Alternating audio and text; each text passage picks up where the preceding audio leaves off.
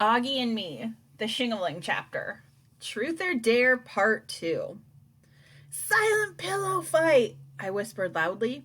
We spent one long second looking at one another to see who would strike first. And then we just started going at it. Zima brought her pillow down on Summer. Summer struck her from below.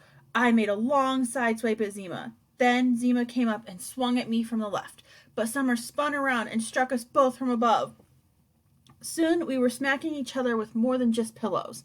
The stuffed animals on Zima's bed, towels, our rolled up clothes. And despite our trying to be completely silent, or maybe because of it, since there's nothing funnier than trying not to laugh when you want to laugh, it was the single best pillow fight I've ever had in my entire life.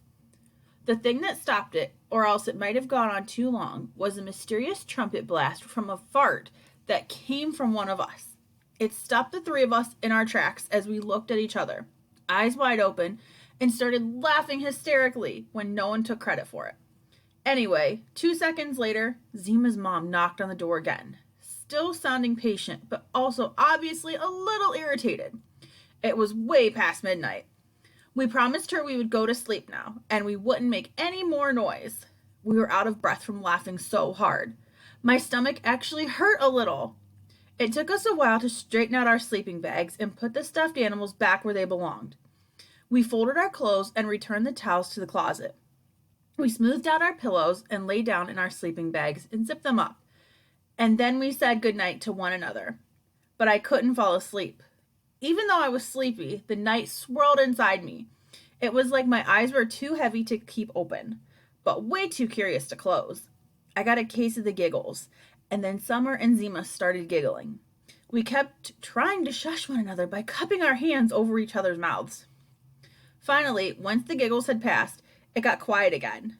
Zima started singing really softly in the dark. At first, I didn't even realize that she was singing. She was singing so quietly. No, no, no, no, no, no, no, no.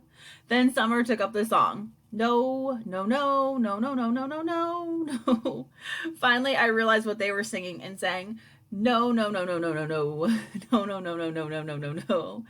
Then we started whisper singing together. Nobody can do the shingling like I do. No one can do the skate like I do. Nobody can do the boogaloo like I do. We were lying on our back side by side as we sang, and made our arms and hands dance in sync above our heads. And we sang the whole song from beginning to end as quietly as if we were praying in church.